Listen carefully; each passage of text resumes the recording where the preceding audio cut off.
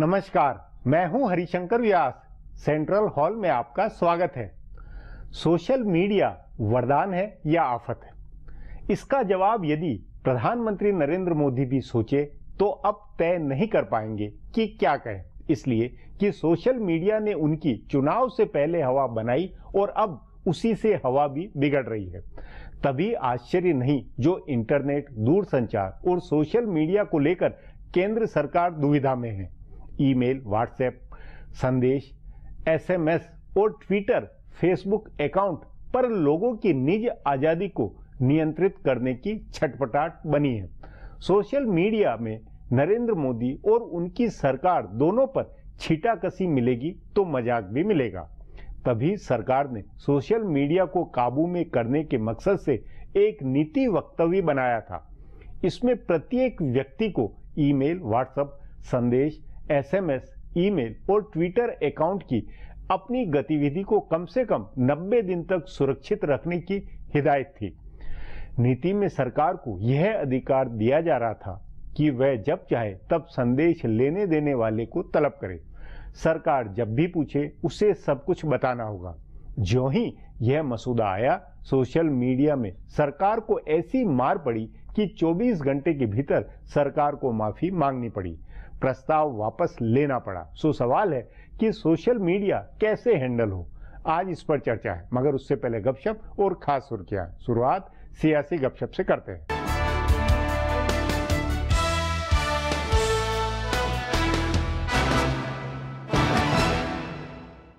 केंद्र में नरेंद्र मोदी की सरकार आने के बाद तमाम बड़े विपक्षी नेताओं पर संकट के बादल मंडराने लगे हैं। सबसे बड़ी विपक्षी पार्टी कांग्रेस से लेकर 4 सांसदों वाले डीएमके लोकसभा में एक भी सीट नहीं जीत पाई। बसपा के नेता भी संकट में हैं। किसी न किसी केंद्रीय जांच एजेंसी ने लगभग सभी विपक्षी पार्टियों के नेताओं पर शिकंजा कसा है। बसपा प्रमुख मायावती के खिलाफ एनआरएचएम घोटाले में 4 साल बाद पूछताछ हुई है और अब खबर है कि ईडी भी उनके मामले की जाँच कर रही है। ईडी इस घोटाले में उनको शामिल मानकर उनसे पूछताछ करेगी। इसी तरह हिमाचल प्रदेश के मुख्यमंत्री वीरभद्र सिंह के यहाँ सीबीआई ने छापा मारा था और अब बताया जा रहा है कि ईडी भी इस मामले की जांच कर रही है। उनके खिलाफ मनी लॉन्ड्रिंग के सख्त कानून के तहत जांच हो रही है। भाजपा का राज आने के बाद सबसे ज्यादा मुश्किल कांग्रेस की बड़ी है। सोनिया और राहुल गांधी से लेकर अलग अलग राज्यों में आधा दर्जन से ज्यादा नेता जाँच के दायरे में आए हैं। नेशनल हेराल्ड मामले में सोनिया राहुल के खिलाफ फेमा उल्लंघन की जाँच ईडी कर रही है। कार्ति चिदम्बरम और सचिन पायलट एम्बुलेंस घोटाले में जांच के दायरे में आए हैं और गुजरात के पूर्व मुख्यमंत्री शंकर सिंह वाघेला भी नेशनल टेक्सटाइल कॉरपोरेशन के घोटाले में निशाने पर आए हैं। एनसीपी के छगन भुजबल और डीएमके के मारन बंधुओं की भी मुश्किलें बढ़ी हैं और मुलायम सिंह परिवार के कुछ नए सदस्य एजेंसी की नजरों में आए हैं।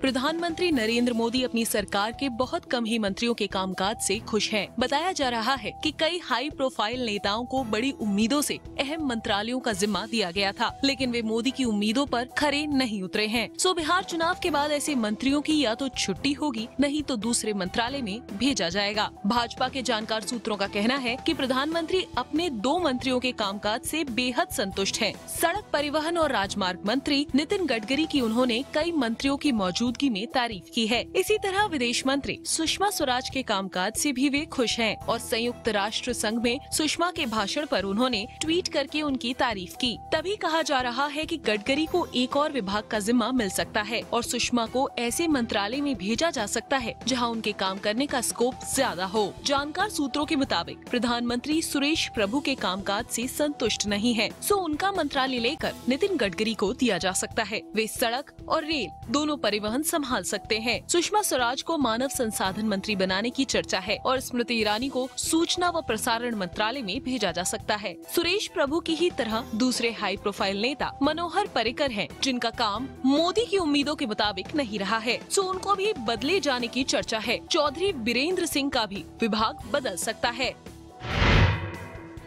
देश भर में गोवध पर छिड़ी बहस के बीच कांग्रेस पार्टी ने कहा है कि वो पूरे देश में गोवध पर पाबंदी के समर्थन में है। कांग्रेस के महासचिव दिग्विजय सिंह ने कहा कि कांग्रेस की सरकारों ने 1995 में ही कई राज्यों में गौ हत्या पर पाबंदी लगाने का कानून बना दिया था। इस तरह गाय के मामले में कांग्रेस ने अपने को भाजपा के मुकाबले ज्यादा हिंदूवादी दिखाने की कोशिश की है। दिग्विजय सिंह का ये बयान कांग्रेस की सुविचारित रणनीति का हिस्सा है। लोकसभा चुनाव हारने के बाद से ही कांग्रेस इस दिशा में काम कर रही है। असल में कांग्रेस नेताओं को पता है कि कोई भी सांप्रदायिक मुद्दा इस समय भाजपा के पक्ष में ध्रुवीकरण करा सकता है। नरेंद्र मोदी की वजह से ऐसी स्थिति बनी है कि ऐसा कोई भी मुद्दा उठाने पर भाजपा को फायदा होगा। इसलिए कांग्रेस के नेता नरेंद्र मोदी को घेरने वाले पुराने मुद्दे भूल गए हैं। गुजरात मामले का अब कहीं जिक्र नहीं किया जा रहा। कांग्रेस के जानकार सूत्रों का कहना है कि हिंदुत्व के मामले में दो तरह की रणनीति बनी है। सबसे पहले कांग्रेस को अपनी छवि भी हिंदू समर्थक दिखानी है, इसलिए राहुल गांधी केदारनाथ से लेकर बांके बिहारी तक के मंदिर में गए और चंदन टीका लगाकर फोटो खिंचवाई। और दूसरे सांप्रदायिक मुद्दों को ज्यादा तूल नहीं देना ताकि भाजपा ध्रुवीकरण न करा सके। अब आज की सुर्खियां हैं, ये लीक से कुछ हटकर है और इनसे देश की दशा दिशा को बूझ सकेंगे।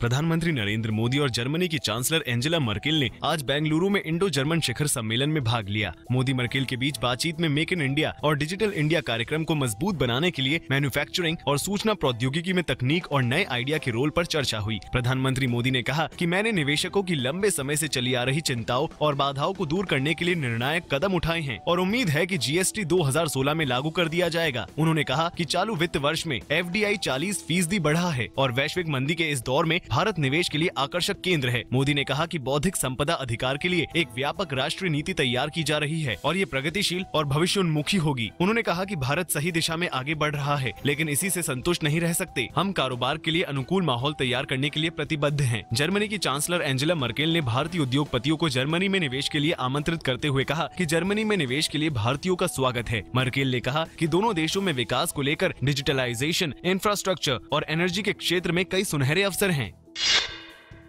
केंद्रीय वित्त मंत्री अरुण जेटली ने दादरी घटना की निंदा करते हुए कहा है कि इस प्रकार की घटनाएं देश की छवि खराब करती है। जेटली ने अमेरिका के कोलंबिया विश्वविद्यालय में एक व्याख्यान के बाद कहा कि भारत एक परिपक्व समाज है और हमें इस प्रकार की घटनाओं से ऊपर उठने की आवश्यकता है, क्योंकि निस्संदेह ये देश की छवि के लिए ठीक नहीं है। जेटली ने कहा कि हर भारतीय की जिम्मेदारी है कि वो इस प्रकार की दुर्भाग्यपूर्ण और निंदनीय घटनाओं को अंजाम देने या इस प्रकार की टिप्पणी करने से बचे। गौरतलब है कि पिछले हफ्ते दादरी में अखलाक नाम के एक व्यक्ति को गौमांस रखने और खाने के आरोप में पीट कर हत्या कर दी गई थी और उसके बेटे को गंभीर रूप से घायल कर दिया गया था। भारतीय जनता पार्टी के सांसद साक्षी महाराज फिर एक बार विवादित बयान देकर फंस गए। गो हत्या से जुड़े सवाल पर भाजपा सांसद साक्षी महाराज ने आज कहा कि अगर हमारी मां को मारा गया तो हम मरने और मारने दोनों के लिए तैयार हैं। साक्षी महाराज ने कहा कि अगर हमारी मां को मारने की कोशिश हुई तो हम चुप नहीं बैठेंगे, हम मरने के लिए भी तैयार हैं और मारने के लिए भी तैयार हैं। साक्षी महाराज ने सपा नेता और यूपी सरकार में मंत्री आजम खान को पाकिस्तानी तक बता डाला। हालांकि साक्षी महाराज बाद में अपने बयान से पलट गए और कहा कि वे लोकतांत्रिक तरीके से लड़ने की बात कह रहे थे। उन्होंने कहा कि उनकी पार्टी सबका साथ सबका विकास की नीति में भरोसा करती है, लेकिन उत्तर प्रदेश सरकार डबल स्टैंडर्ड अपना रही है। उन्होंने अखिलेश सरकार पर निशाना साधते हुए कहा कि मुस्लिम मरता है तो 20 लाख दिए जाते हैं और हिंदू मरता है तो 20,000 भी नहीं दिए जाते हैं। भारतीय जनता पार्टी की सहयोगी पार्टी शिवसेना ने केंद्र की मोदी सरकार पर जमकर निशाना साधा। जम्मू कश्मीर के कुपवाड़ा में सोमवार को 4 जवानों के शहीद होने के बाद शिवसेना ने केंद्र की मोदी सरकार के विल पावर पर सवाल उठाए हैं। शिवसेना के मुखपत्र सामना में मोदी सरकार पर निशाना साधते हुए लेख लिखा गया है कि पाकिस्तान की मदद से चल रहे आतंकवाद को पाकिस्तान में घुसकर मुंह तोड़ जवाब देने और म्यांमार जैसी कार्रवाई की जरूरत है। सामना में कहा गया है कि इसके लिए हिम्मत विदेशों से उधार नहीं ली जा सकती। लेख में लिखा गया है कि सैनिकों का शहीद होना देश को बेचैन कर रहा है, सरकार को भी कर रहा होगा, लेकिन शहीदों पर फूल चढ़ाने में कौन सी मर्दानगी है। फिलहाल अब एक ब्रेक है, फिर खुलासा होगा।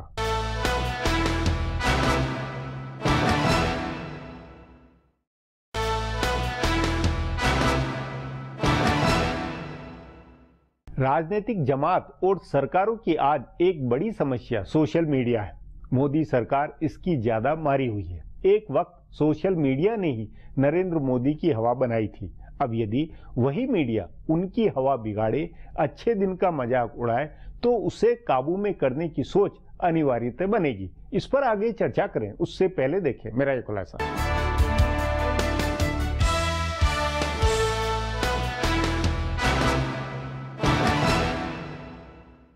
केंद्र सरकार सोशल मीडिया को संभालने की चिंता में है। फेसबुक, ट्विटर, व्हाट्सएप और इस तरह के कई प्लेटफॉर्म आ गए हैं जिनके जरिए लोग आपस में जुड़े हैं। मोबाइल की पहुंच जहां तक हुई है वहां तक सोशल मीडिया पहुंच गया है, इसलिए इसका असर भी बहुत व्यापक हुआ है। किसी भी दूसरे संचार माध्यम के मुकाबले इसकी पहुंच ज्यादा है। इसकी दूसरी खासियत ये है कि इसे कोई दूसरा नियंत्रित नहीं कर रहा है, यानी जिसके हाथ में मोबाइल फोन, टैबलेट, कंप्यूटर या लैपटॉप है वो इस माध्यम का मालिक है। वो इस पर अपनी मर्जी की चीजें लिख सकता है और उसे शेयर कर सकता है, इसलिए इसके दुरुपयोग की संभावना भी सबसे ज्यादा है। पिछले दिनों कई मशहूर टेलीविजन हस्तियों के नाम से उल्टी सीधी चीजें लिखकर सोशल मीडिया में शेयर हुई, तभी केंद्र सरकार ने इसे नियंत्रित करने का फैसला किया। सोशल मीडिया के जबरदस्त असर के बारे में प्रधानमंत्री नरेंद्र मोदी से बेहतर शायद ही कोई जानता होगा। उनके बारे में लोगों की राय बनाने की सबसे बड़ी भूमिका इस माध्यम की ही रही थी। सोशल मीडिया में उनके करोड़ों प्रशंसक हैं, जिन्होंने लोकसभा चुनाव से पहले उनको महानायक बनाया। दुनिया भर में मोदी का डंका इस माध्यम से बजा। इसे फॉलो करते हुए ही मुख्य धारा की मीडिया ने मोदी की वाहवाही की। लेकिन ये माध्यम ऐसे नौजवानों का है जिनकी आकांक्षाएं बहुत बड़ी हैं। मोदी के प्रति उनका जुड़ाव किसी विचारधारा की वजह से नहीं है, बल्कि इस वजह से है कि उनको मोदी से उम्मीद है। तभी पिछले 1.25 साल में मोहभंग का सिलसिला शुरू हो गया है और सोशल मीडिया में मोदी की लोकप्रियता का ग्राफ गिरने लगा है। उनको नापसंद करने वालों को भी तरजीह मिलने लगी है। पहले ऐसा नहीं होता था। पहले मोदी के खिलाफ लिखे गए पोस्ट या फोटो, कार्टून आदि का जबरदस्त विरोध होता था, लेकिन अब विरोध के बजाय उसे शेयर किया जाने लगा है। इससे भी सरकार की चिंता बढ़ी होगी। सरकार और खासकर प्रधानमंत्री कार्यालय को इसका अंदाजा है कि सोशल मीडिया का ट्रेंड आगे चलकर पारंपरिक मीडिया में फॉलो किया जाएगा। तभी गृह और सूचना व प्रसारण मंत्रालय में सोशल मीडिया की मॉनिटरिंग का सिस्टम बना है। सरकार ने इसे नियंत्रित करने के लिए कानून का एक मसौदा तैयार किया है। इसमें हर इलेक्ट्रॉनिक मैसेज को 90 दिन तक संभाल कर रखने और जरूरत पड़ने पर उसे दिखाने का प्रावधान है। लेकिन जैसे ये मसौदा सार्वजनिक हुआ, इसका विरोध शुरू हो गया और मजबूरी में सरकार को इसे वापस लेना पड़ा। संचार मंत्री रविशंकर प्रसाद ने प्रेस कॉन्फ्रेंस करके कहा कि सरकार का इरादा सोशल मीडिया को नियंत्रित करने का नहीं है। अब सरकार इसका नया मसौदा पेश करेगी। असल में सोशल मीडिया एक दो धारी तलवार है। इसकी कुछ अच्छाइयाँ हैं तो ढेर सारी कमजोरियाँ भी। मोदी और केजरीवाल को इसने नायक बनने में भूमिका निभाई और दिल्ली के निर्भया कांड के आंदोलन को धारदार बनाया, तो साथ ही गुजरात के आरक्षण आंदोलन या जम्मू कश्मीर में गोमांस पर पाबंदी के खिलाफ आंदोलन में भी इसने भड़काया। तभी सरकार को गुजरात और कश्मीर दोनों जगह इंटरनेट पर पाबंदी लगानी पड़ी थी। कोई भी कानून इसके दोनों पहलुओं को ध्यान में रखकर बनाया जाना चाहिए। अब एक ब्रेक है, उसके बाद सोशल मीडिया बनाम सरकार पर चर्चा करेंगे।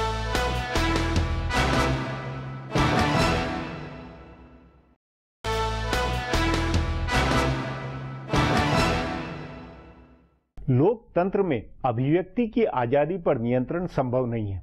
फिर भारत तो यूं भी 1.25 अरब लोगों का देश है। बावजूद इसके सोशल मीडिया का दोहन और उस पर नियंत्रण सरकार चाहेगी। सो तय माने कि सरकार राजनीति और सोशल मीडिया की केमिस्ट्री में तनाव बनेगा। इस पर चर्चा के लिए आज मेरे साथ वरिष्ठ पत्रकार विनीत नारायण है।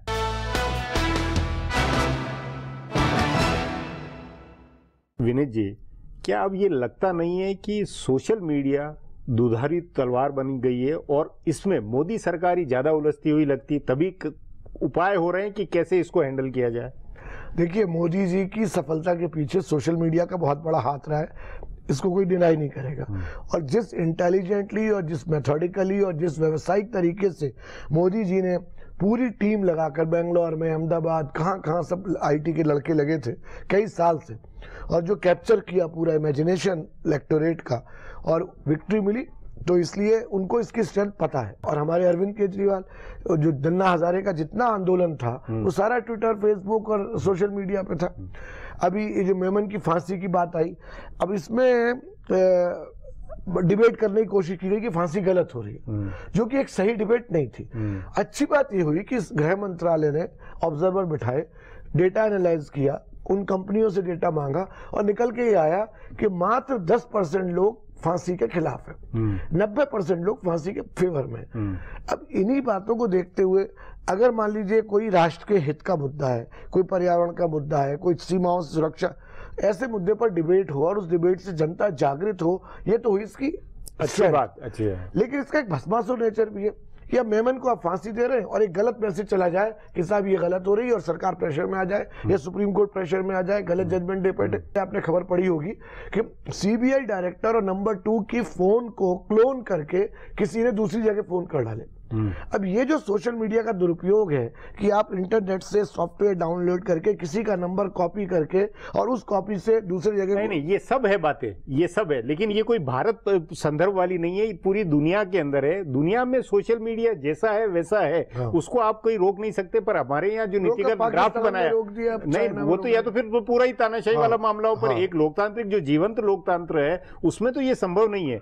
इसमें ऐसा है व्यास जी कि देखिए, राष्ट्रीय सुरक्षा के मुद्दे हों, जांच एजेंसी जैसे सीबीआई जैसे उनके काम हो, सरकार की और इस तरह की नीति जो संवेदनशील है, ऐसे मुद्दों पर अगर कोई नहीं, तो उसमें क्या ये संभव है जो ड्राफ्ट आ रहा हूं उस विषय पर, ऐसे मुद्दों पर अगर हम बिल्कुल खुली छूट दे देंगे तो सोशल मीडिया भस्मासुर बन जाएगा। नहीं, मान लीजिए जैसे कि वो फांसी वाला ही आपने उदाहरण दिया कि अगर लोग 10% भी अगर विरोध में हल्ला करते हैं तो उनको कैसे रोक सकते हैं भाई? उनकी सोच है, बिल्कुल सोच है। लेकिन मैं क्या कहने जा रहा था कि सरकार जैसे कानून ला रही थी, विरोध हुआ रविशंकर प्रसाद के विड्रॉ का कानून लाकर अगर आप रोकेंगे तो डेमोक्रेसी के मॉडर्न टेक्नोलॉजी के साथ ये डेमोक्रेटिक वैल्यूज के खिलाफ जाएगा, लोग इसको मानेंगे नहीं, वो विरोध होगा।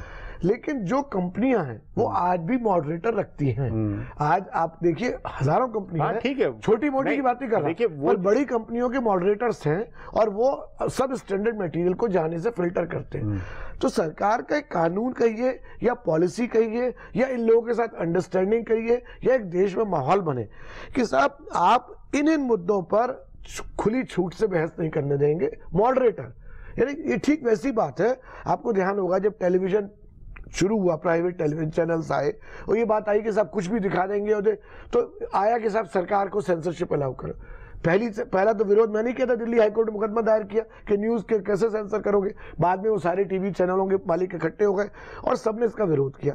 आखिर में क्या बात आई? Self regulatory. हाँ, तो वही व्यवस्था ये कि इसमें एक जागरूकता पैदा की जाए और एक उसका अंदाज रहे। और जो कंपनियां हैं जो जिम्मेदार, मीडिया तो आगे और नए रूप में आएगा, बढ़ेगा, फैलेगा, उसको आप कैसे रोक सकते हैं? इसमें एक बात है कि जो कंपनी है वो अपने क्लाइंट को जानती है कि उनका क्लाइंट पीओके में बैठा है या वो तालिबान का है या आईएस का है। उसमें तो सरकार सीधे जो कंपनी, मान लो जैसे फेसबुक है, ट्विटर है, जो प्रधानमंत्री वहां गए फेसबुक कंपनी में, तो वो एक तरह से ये मान्यता है कि भाई प्रधानमंत्री ने एक तरह से वो बहुत बड़ा जनसंपर्क था फेसबुक को प्रभावित करने का। बिल्कुल पूरे फेसबुक की ग्लोबल क्लाइंटेज पर अपना मैसेज कर लिया और अब आगे के लिए भी रिलेशनशिप बना ली। इसलिए ये मानना चाहिए। देखिए आपको एक और बात ध्यान दिलाता हूँ, आज से 20-30 साल पहले और कई बार बीच पे महिलाओं की तरफ से आंदोलन चला है अश्लीलता के खिलाफ कि फिल्मों में और इनमें टेलीविजन में अश्लीलता नहीं हो।